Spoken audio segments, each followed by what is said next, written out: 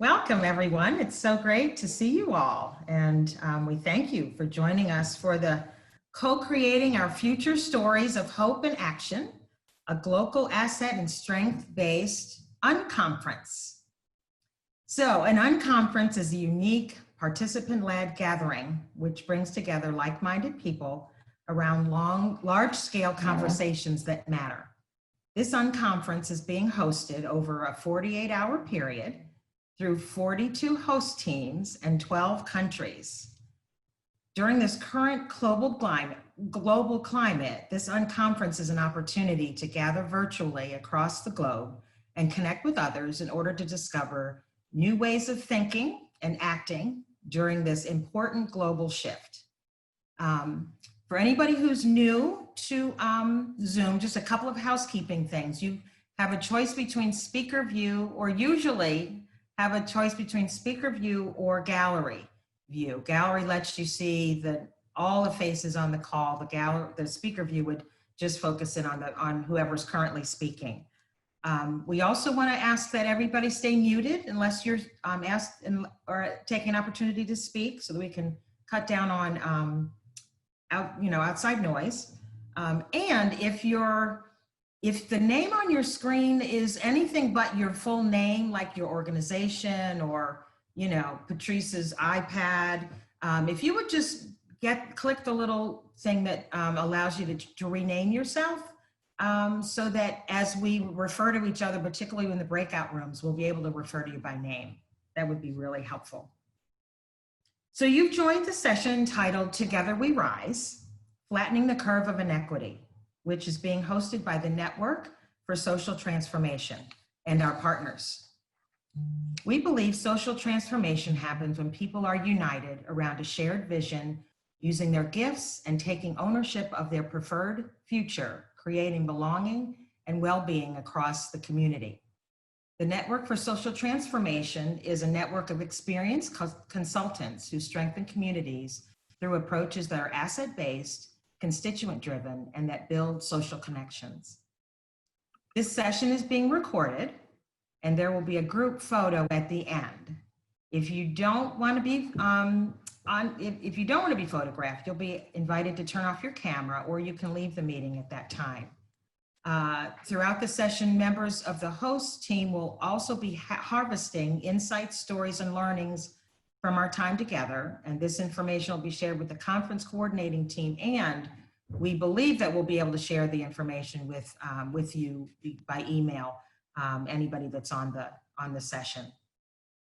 So if you haven't already, go ahead and put in the chat section, or if you've joined us, tell us your name, where you're coming to us from, and what brought you to the session. And as you do that, I'll introduce some of our host team members for this session. I am Cheryl Grosswright. I am the founder and principal of Kaleidoscope Collaborative RVA, which operates here in a consulting company that operates here in Richmond, Virginia. And I was connected to ABCD at an international festival in 2015. And met the fantastic people from all over the world, and Dee Brooks and Michelle Dunscombe. Anything they're doing, I want to be a part of. So that's why I'm here. Next, we'll hear from Amy. Yep. Good afternoon for most of you, maybe morning for some. This is Amy Moritz. I am in Memphis, Tennessee, and I'm a social change consultant. And most of my work is at the intersection of faith communities and their neighborhoods or towns. My work is catalyzing communities of strength and resilience. And what's bringing me here with you today is I think there's so much power in conversations like this, where we all realize we have a role to play in creating the future that we all desire. And I'm looking forward to this time together. Thank you.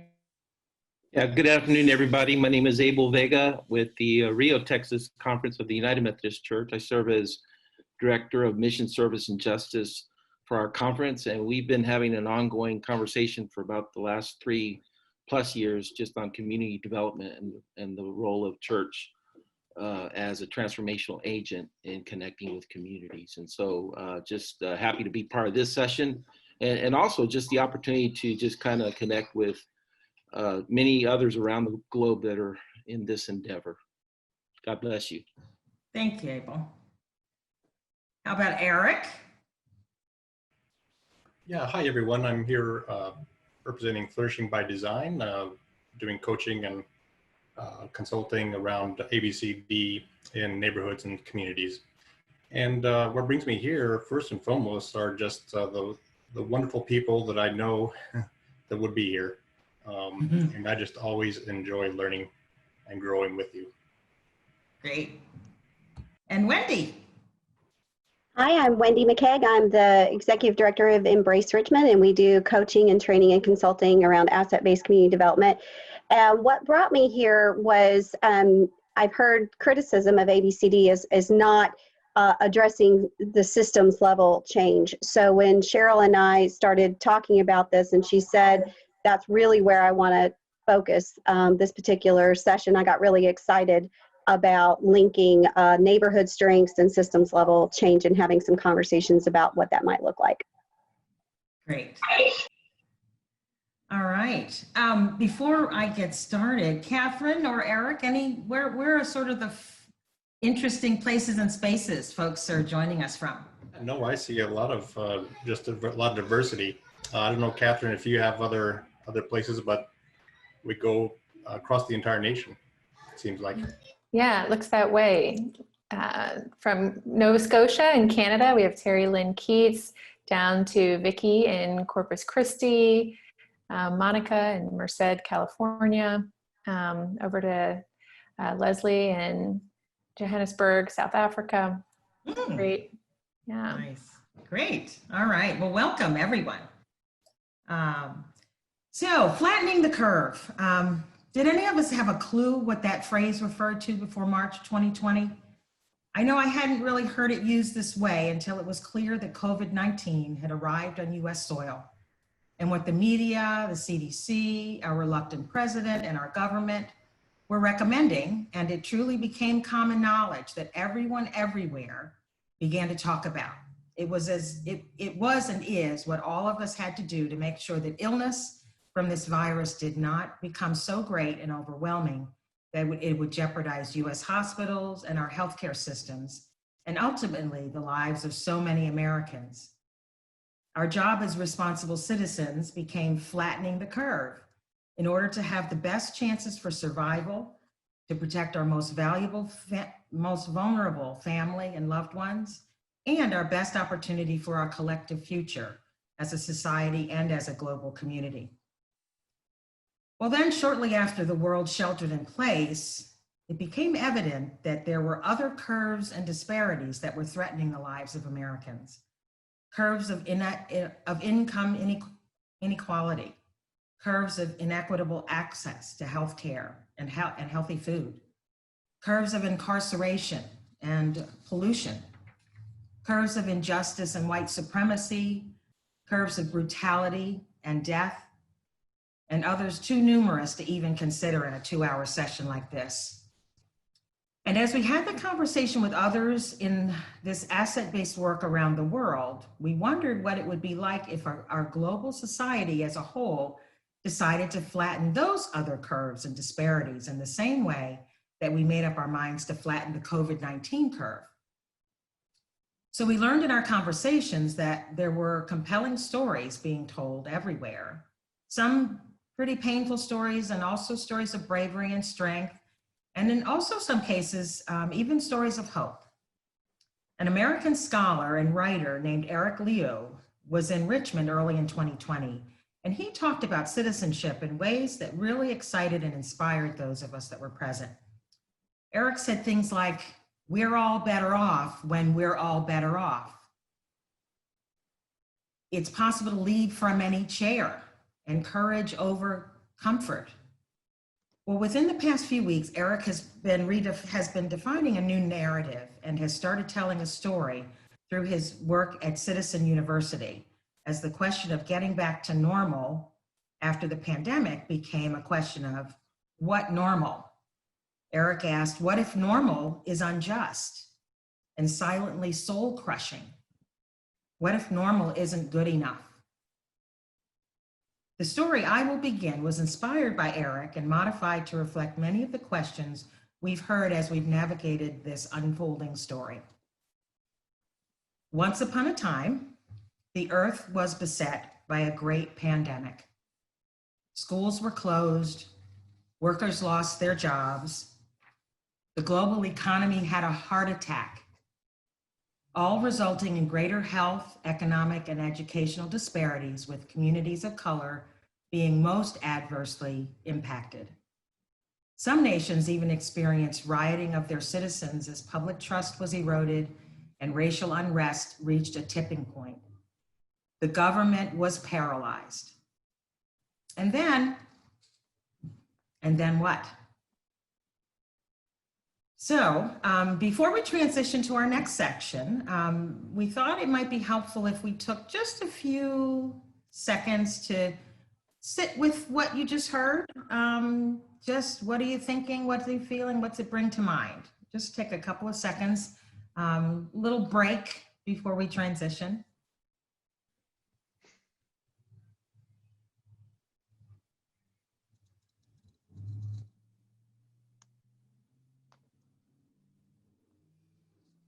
Okay, and with that, I now want to invite Wendy McKay to help us begin to tell our story. Thank you, Cheryl. I am so excited to be able to introduce some of our storytellers today. I think as citizens across the globe are asking, what can we do to address the injustices that have become increasingly visible throughout this time of crisis? As we were planning this session, we asked ourselves about the strengths that were emerging in these challenging times. And as we reflected on this question, we thought of Patrice Shelton at the Community Health Worker Network that has emerged here in Richmond, Virginia, and the way that they are addressing health disparities by having advocates placed on the front lines of our most vulnerable communities as safety nets. We thought about Jenniferilliard, who is a CIS site coordinator with Chesterfield County CIS, Communities in Schools, and how Communities in Schools is empowering students and parents to be the change that they want to see in their local schools, helping to narrow that achievement gap. We thought about local churches and the good work that Amy Morwitz and Abel Vega are doing in Texas to support local church leaders who are seeking to bring about holistic well-being in neighborhoods and towns. We're going to start our time off of sharing with a panel discussion with representatives from these three sectors, those working in community-based organizations, educators, and faith leaders. All three of these leaders have been trained in asset-based community development, and they are strengthening communities by building on strengths. As you listen to their responses to the questions I'm going to pose, I want you to listen specifically for assets and strengths that people are identifying. And I want to invite you to type those strengths or assets into the chat as you're listening. We will also be inviting you to discuss these stories and the strengths that they reveal in the breakout sessions that immediately follow our storytelling. In addition to reflecting on the stories shared by these three storytellers, we are also going to invite you to share some stories from your own local setting about the strengths that you're seeing emerge. To help us be mindful of time, I have asked Father Bruce Wilson to be our timekeeper. So if you hear his gentle pastoral voice thanking you for your contribution, it is time to move to the next question. So here's our first question for our storytellers. And storytellers, I'm going to ask you guys to respond in this order. We're going to start with Patrice, who has been at this ABCD work for a very long time, I think close to a decade. And then we'll move to Jennifer and then to Cynthia. So I want you to start by first introducing yourself and then share a little about your context. So that would be to you, Patrice. My name is Patrice Shelton. I am a community health worker senior for the Richmond City Health District and Virginia Health Department. I've been doing community advocate work since 2011, 2012. The contents of it is, I'm in a public housing community that I do most of my work in, and it's low income, poverty communities. And so I think the most thing that comes to mind is around the COVID masks and different things like that, that our residents do not have money to purchase. We got together and got donation for masks, hand sanitizers, cleaning supplies, and was giving them out. But one of the things that we came across was the youth were not using the mask. So we got a donation of masks that had the community name on it, which was Hillside. And the youth said that they would wear those because they usually play sports, and they had their t-shirts and hats and visors with that on it.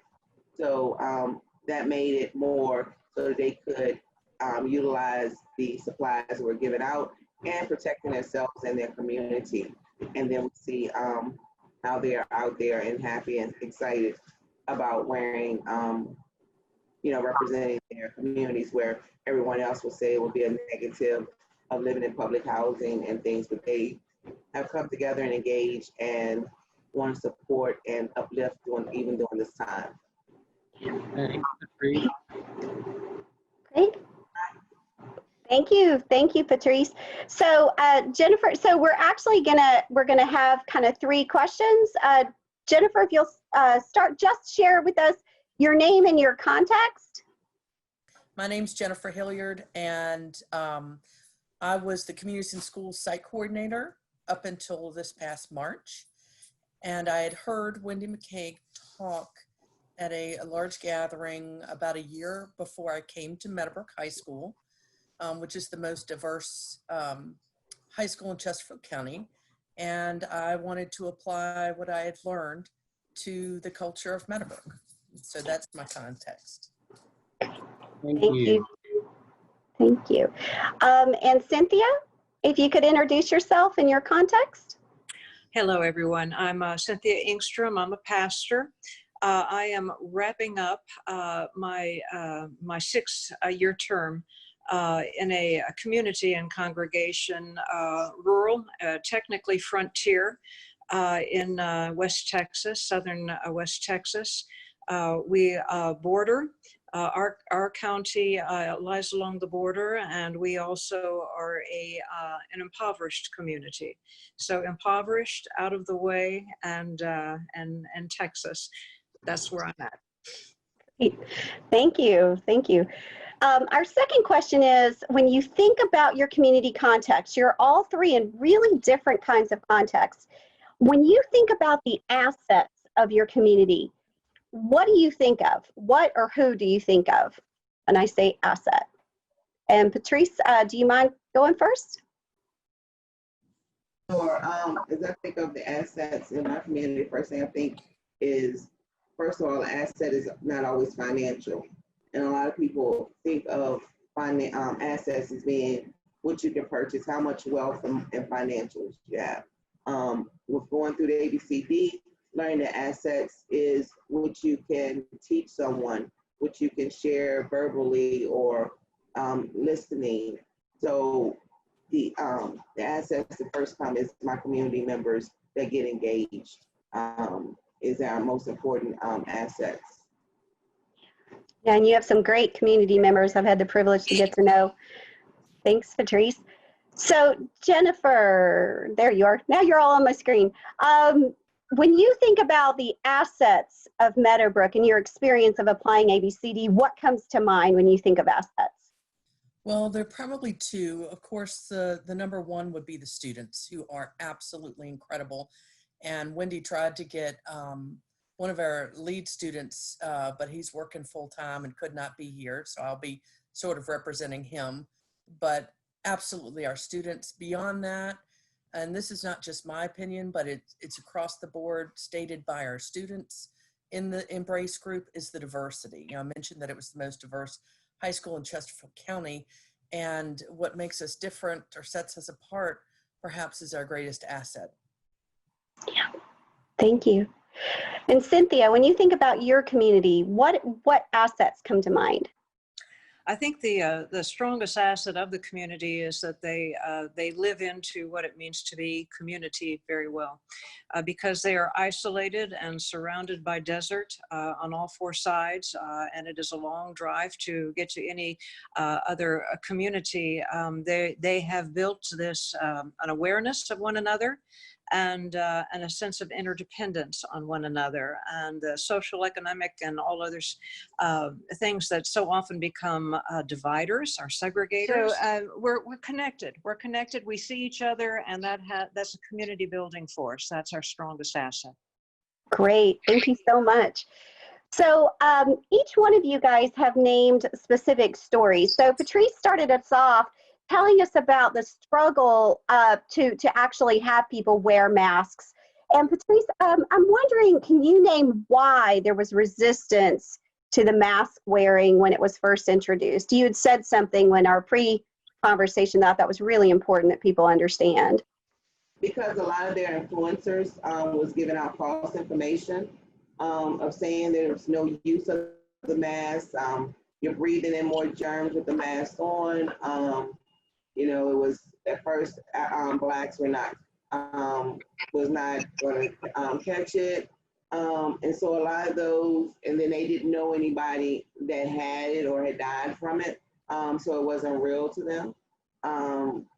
So those are some of the things that they did, and then also the fact of not having the funding to purchase them was one of the bigger ones. Because as I said, once we got the donation, then more were willing to wear them and utilize lives. So I follow, if y'all want to follow Patrice's work, it's Hillside Court Partnership, and I follow them on Facebook. And so Patrice had this image, and it has Hillside, you know, on the face mask. And I think that what Patrice brought out in the first part of the opening about the pride, it was something specific to their community. It was something that they could pull together as a community to say, we're going to do this together. So thank you, Patrice, for sharing that. Jennifer, I know we wanted Leo so bad. Leo loves the stage. We couldn't get a Leo, but we did interview Leo. And so Jennifer's going to share some insight from Leo to this question. So thinking about assets and how Leo was a part of fighting for the inclusion of the ELL students, that really stood out to me in his work.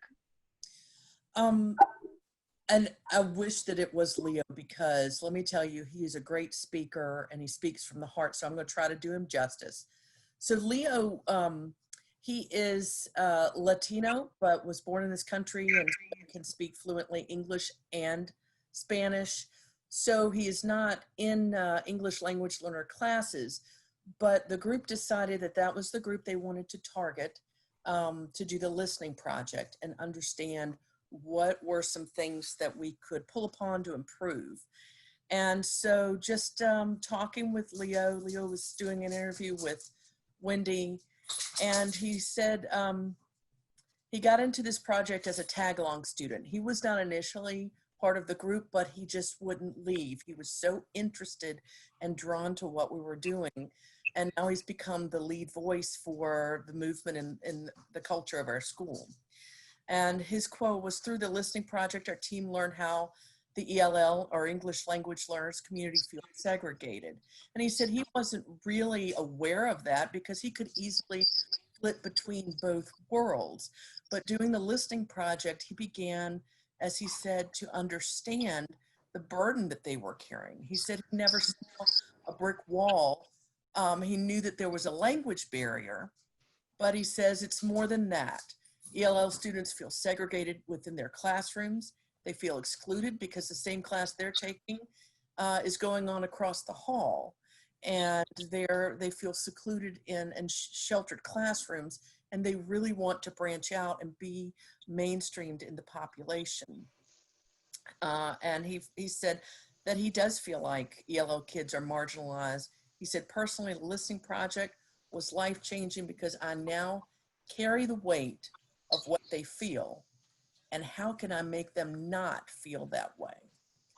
So, you know, the listening project was just eye-opening for everyone, but I think particularly for Leo, one, because he was so drawn to changing the culture or positively impacting it, but also because he was part of the community in some ways that we were targeting, but yet he didn't even know some of the things that they were going through.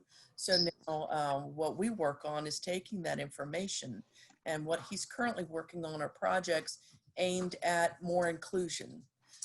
And so that's what we've done at Embrace. I hope that's answered your question, Wendy. Yes, thank you. Thank you, Jennifer. So, Cynthia, you had shared you're in the small town setting. Is there any particular story you'd like to share with us from your setting, perhaps related to COVID-19 or other challenges that your community's pulled together around? So we being rural, being remote, and isolated, technology is something, you know, I think most of the world takes for granted, but we cannot. And especially those who are poor, do not have access to internet, will not have computers in their home, will not have, you know, email accounts and all of the things that are part of the educational system now. So while we were very aware and cognizant of food, you know, issues in our community and social service needs in our community, what we knew we had was a strong school system that was very involved in trying to open up options and opportunities for the children, trying to encourage them to see through to graduation, you know, all very positive things. And a lot of our local kids were going on not only to college, but tech schools, trade schools, and having, you know, opportunities that their parents and aunts and uncles did not. So when the school shut down, that shone a light on the disparity. And so, you know, children, the library had internet, but they were closed also. But children would be sitting around outside the library trying to tune in, and around the courthouse trying to tune in. And very, very quickly, some teachers and got with HUD and got with county officials, and we started trying to get hotspots. There was some resistance because of the not knowing what a hotspot is and why would you want to have one, and is it spying on you and listening in on local. I mean, there was a lot of not understanding why you would want to invite this technology into your home. But it took a lot of one-on-one interaction and knocking on doors and assurances and, you know, and trust. But the community came around the children and did a good job of getting hotspots either into the homes or into locations spotted around the county, so the children would have places to go where they could have a shade and cool, and also access to the internet so they could pursue their studies. Thank you, Cynthia, for sharing. I'm about to move to a rural environment, and I know that struggle with technology too well. So I want to invite Catherine and Eric. I want to thank everybody who's been kind of typing as you're hearing, you're listening for those assets, you're listening for those things that help to strengthen or overcome some of these challenges that face these communities. And I'd like to invite Catherine and Eric just to kind of scan the chat and tell us what kinds of things people pulled out of these 3 stories. Yeah, there's a lot here. It's been exciting to follow and track it. I think one of the most common, you know, is something that stands out to folks is that the community members are really the assets, whether they're organizing a mass drive or doing listening projects or building the trust through one-on-one interactions with their communities. Yeah. Follow up on that. I'm seeing a lot about listening and how that's the way to start the process. That creates the empathy where we carry the weight of what people share with us. How powerful. Yeah, thank you so much, Catherine and Eric. I am now going to, we're going to transition. Now we're all going to become storytellers and listeners, and I'm going to transition this to Abel, who's going to give us some instructions on how we'll spend our breakout time. So we're now going to use the breakout room feature of Zoom to have some small group conversation. So each breakout room has an assigned facilitator who will guide you through a set of questions. You will see these questions in the chat. And so this is a time for us to reflect together in small group and co-create meaning and understanding around the theme, Together We Rise, Flattening the Curve of Inequity. By the time we finish the conversation in small groups, which will be about 45 minutes, we hope that you have a stronger sense of the community strengths that you can build upon as we move into the future, and a clear understanding of your own personal next wise step towards that future. So before you go, I want to share a few guidelines for small group conversations. We encourage everyone to participate and engage each other kindly and respectfully. Please don't dominate the conversation, but let everyone share. Please listen intently to everyone who shares, and please don't be judgmental or dismissive of any person's comments or ideas. So there will be someone in each room who is typing some kind of key insights from your room into a Google document. And after about 45 minutes, we'll come back to the big room and hear briefly a highlight or two from each room. And so when you see the invitation on your screen to join the breakout room, please do so. So welcome back. I would invite you again, if you're not speaking, you could put yourself on mute just for the background noise, but we wanted to take a few minutes to just hear from each of the rooms. And what I'm going to do is invite, in no particular order, only the order of how I've got it set up in a document, to hear from each of the rooms. And I'm going to just ask the person who was facilitating the conversation if you could just, summarize for us, maybe one key point, something that was a theme, common, just, whatever really stood out to you as a major point. And then I also want to invite the people that were in that room, if you want to add your own to the chat, do that as well. But so this, we're going to call on Abel, who was in Abel's room first. And y'all forgive me, the breakout room numbers probably don't match, but you probably didn't pay any attention to that anyway. And this is kind of some of the notes that were being typed. You can just kind of look at these a little bit. But Abel, what's something that you would share from your room if you were kind of to say something that stood out? Well, I think that, just as people were hearing the story, it was just each person's own story was starting to now emerge, and you could see just the commonality. I think eventually we were getting to just, the responsibility of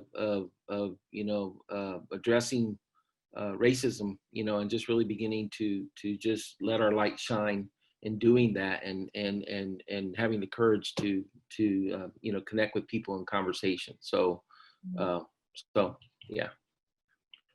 Thank you.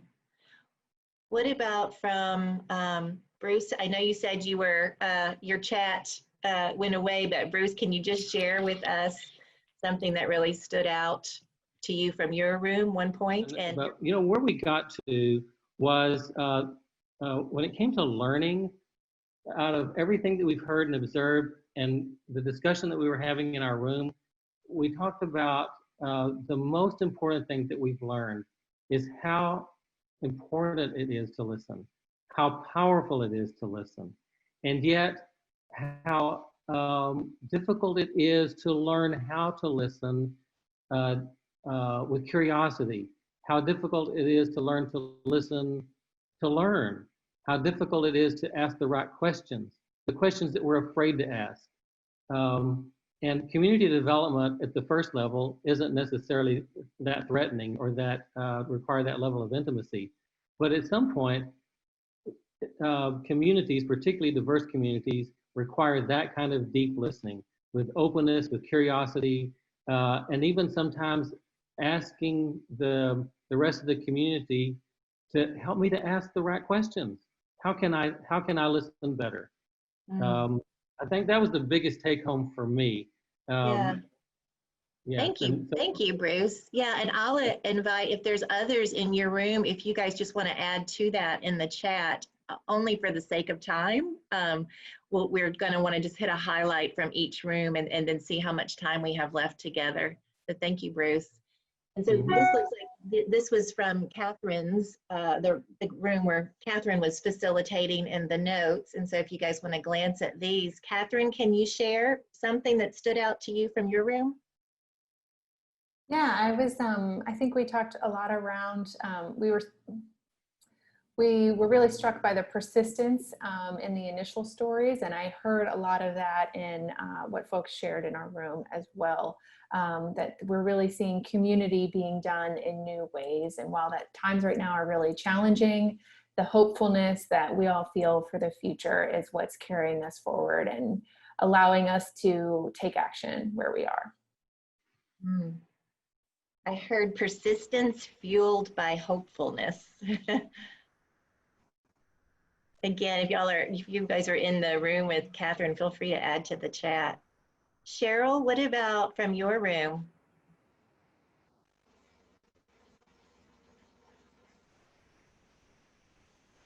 Yeah, we had a great sort of, I would say, a pretty expansive conversation.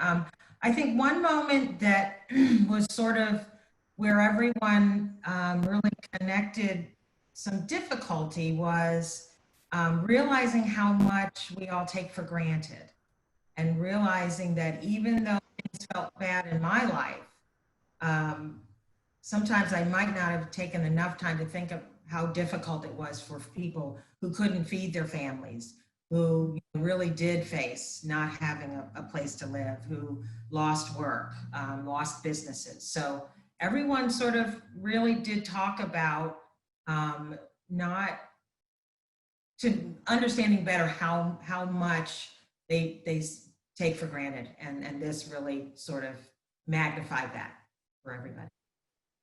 Great, thank you for sharing. And if you know anybody, as you're hearing and kind of scanning the report out from the various rooms, if you're seeing kind of a new thought or a common thread, add that to the chat as well, if you would. And Eric, this notes from your room. Would you share something that stood out in your room? Well, just an amazing conversation, amazing dialogue. It's hard to really single out one thing. I will say that. I love that we ended as we really kind of looked into our own story and what we felt our faithful next step would be. A lot of us came back to the idea that it starts with sort of what you do internally. And the outward change any outward change connects back to our internal change. Outward transformation connects to our internal transformation. And so there's some discussion about how do we read, learn, how we listen to stories, and do that self work as a start, as a genesis of what we might do out in the world. So I thought that was really interesting, a way to conclude that conversation. Great, thank you. So that kind of beginning with the internal and the self-work. It sounds like listening to others' stories might have been part of that thread for you all as well. Oh, lots of great notes. Let's see, who is next? John Mayer, what about in your room? What was a key point that stood out for you guys? Well, first of all, I would agree a lot with Eric. It was an amazing conversation that we had, some wonderful stories. But I think one of the main things that stood out over the whole conversation was listening to others so that you can tap into their individual gifts. You can see what they are and see how they might actually be released and put to work. That was one of the main things. And we had stories of people who listened to others. Their job was to call others. And several people said, I thought I knew my neighbors, but I've seen things I've never seen before and experienced things I've never experienced before. in just reaching out and even just walking around and meeting people. So I would say that is the main theme that we came up in our group. Thank you. Trish, will you share from the room that you were in? I was telling the group that I had the pleasure to sit with that it was such a rich discussion. I could have stayed all afternoon, and I'm not going to do great justice to all of the brilliant things that they said. But I think some of the more salient points was that we don't always ask the questions to learn what we need to hear, and in that happening, we may miss what we need to learn. And that sort of was born out of this sense that we're challenged in a community by so many political and cultural influences that challenge our action and our will and our knowledge. And being able to be somewhat still and knowing those questions, and I think someone earlier had said that as well, seems to be a really good starting point. With lots of these ideas and experience, that it ends up being the peer-to-peer support and relationships and work that is dialogue that then can lead to some local leadership and providing change, some real change. So there was something also, interdependency and connection born out of a shared experience. That's such a strength. And whether we recognize that, whether it's foreign to us or whether we think we're bringing something more into the community, which is, counter to ABCD paradigm, it's important that we look for that interdependency and connection, and that is a real strength. I have notes here. There was so much more. So somebody also brought up this really compelling concept of acknowledging flexibility that we hadn't acknowledged before. So we had to be nimble and quick in the time of COVID and all the racial awareness that we have become, so much more aware of, in the unjust sense that we can be more flexible than we have been. And individual, and what gift if we capitalize on it. Now we know sort of the mold has been broken, and in that is something really exciting. So I thought that was a really great point. I'm going to tell you, Amy, there were so many great points that I know. So I did see, thank you, Patricia. And I did see, I think maybe Urbanelle had asked, we will definitely get you the notes from this as well. We'll try to incorporate all of the chat as well as what you guys typed. So thank you, because I know there were, as I was popping in, a lot of great conversation. Christopher? There we go. Unmute myself. Yes. What's one kind of highlight or key point or theme that stands out for you? Okay, so we all kind of came from different backgrounds, and some of us are in the communities we work in, others aren't. For some of us, the community we work in is vastly different than the community we live in. But what it really comes down to is that one big thing that stood out is that sometimes it takes an outsider to help you realize what assets you have. Because when you see it every single day, sometimes you take it for granted. So sometimes an outsider can help, but that can also be a challenge and it is a challenge for us because we are outsiders. So we really need to slow down, be patient, build relationships, and really get to know the community, because some of the strengths that we saw were, for example, being in a desert community and miles apart from one another, you wouldn't think is an asset, but it was kind of an asset because they were more closely tight-knit to one another, which you wouldn't have just seen thinking about it. So you really have to take the time to get to know the community and what they have and who's there. And there's people there that want to make a difference. And at the end of the day, we all want the same thing. And so we just have to remember we're there to facilitate, we're there to help them build relationships, and they're going to make the change. and it's going to happen with or without us. But those are just the things that we need to remember. Yeah, thank you. Thank you. Wendy, would you give us a highlight from your room?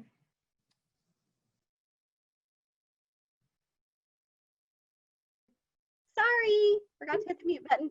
So ours was somewhat similar to Christopher's room in the emphasis on relationships, but relationships that bridge and that respect different cultures and invite people into seeing the gifts, but also the importance of shared passion so that you can identify that motivation for action.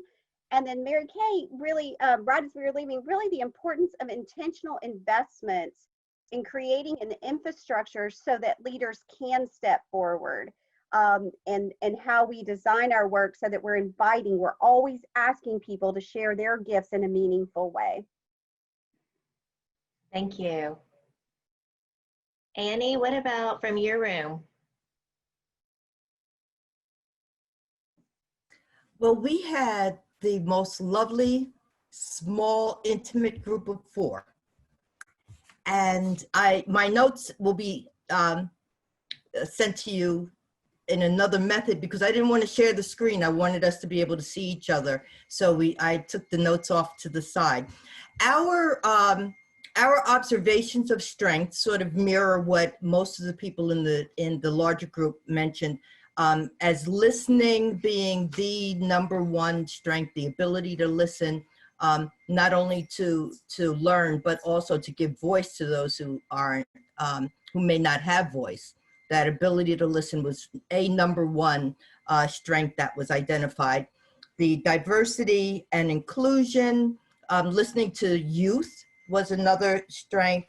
And then of course, connecting resources. Those were the strengths that were identified, and which were, I think, identified in almost all the groups. So I wanted to share what our next faithful steps towards our future would be, because I think our conversation was similar to most of the other groups about the basics of ABCD, the power in stories, the power of connecting. But when I asked the question, what is your next faithful step towards a more just future? These were the top 3. One was to stay engaged despite feeling overwhelmed. There's so many issues. There are so many challenges. To stay engaged was one person's next faithful step. Another next faithful step was to take that leap of faith. She's going into a new career, a new classroom with young people, and to take that leap of faith and trust that she is where she needs to be, that she's being placed where she is can be most of service. And then the third leap, the third next faithful step was to help people get to the polls on November 3rd. Someone is going to tank up their gas tank and help people get to the polls. So those were our 3 next steps. And that was our small group. Thank you, Annie. Thank you. Angela, I think someone can correct me after Angela speaks, but I think you are the last room we haven't heard from, and here are some of your notes. Angela, would you give us a key thought or key theme coming out of your group?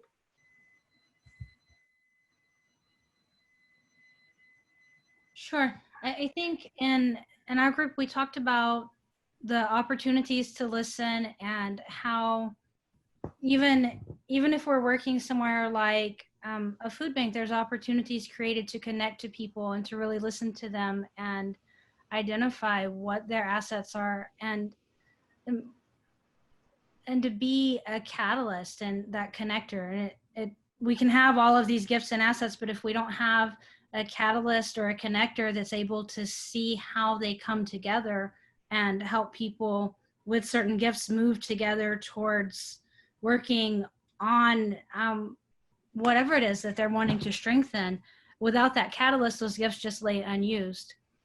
And then we had some great stories about people just having strength in the middle of the pandemic and getting out of their regular routines to come together and understand each other's gifts better. We had homeless providers in San Antonio was a great example of where everyone was trying to do something, but because of the need during the pandemic, they had to get together and talk with each other and realize what it is that everyone had available to do. And in learning that, they were able to create a stronger network.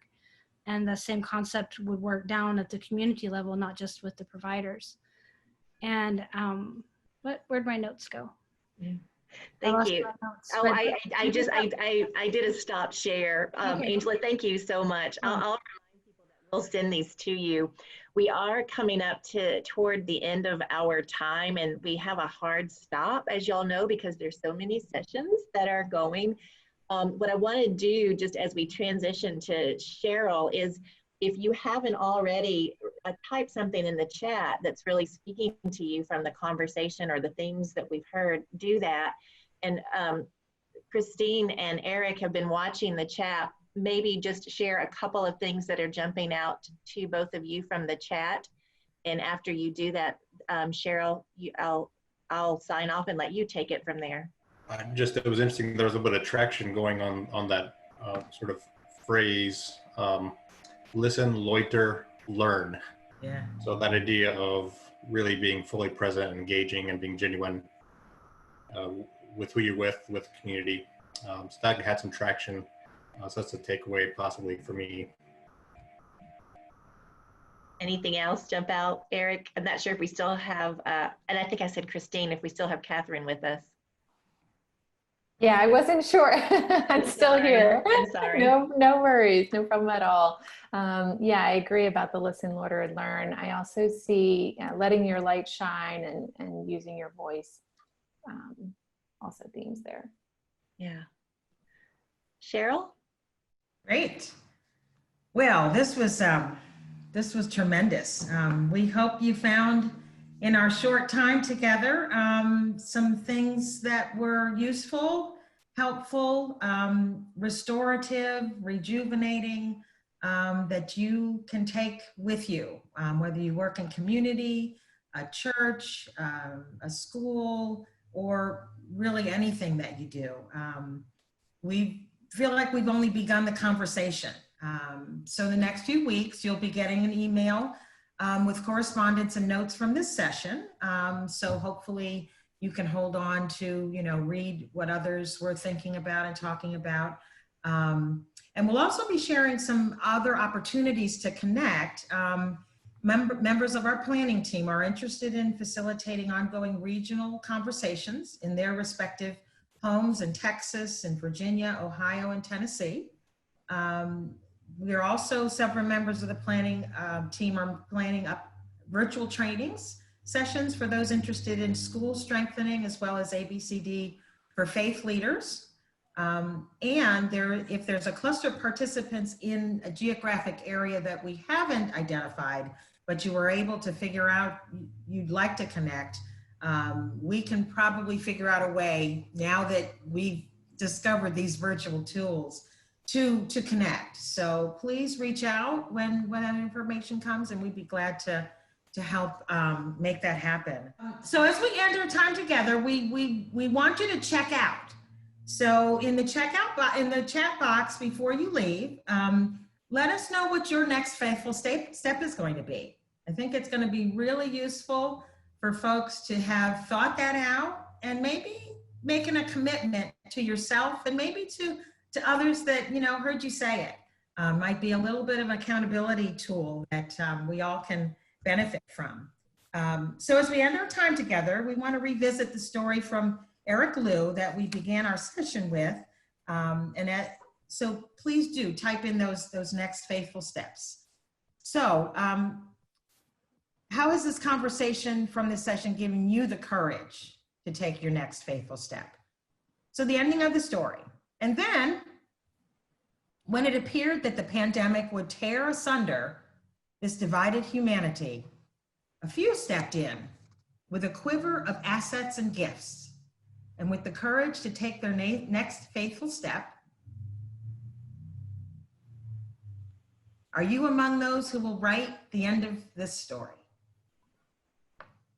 It's been a pleasure, a delight, and an honor to spend this time with you all. We hope that something we shared this afternoon will be a nugget that you can take with you, reflect on, and hopefully use in your journey to make a difference in our world and to be a force for change that will flatten the curve of inequity. Please do take that next faithful step. Our world depends on all of us taking action. Thank you so much. It's been a joy.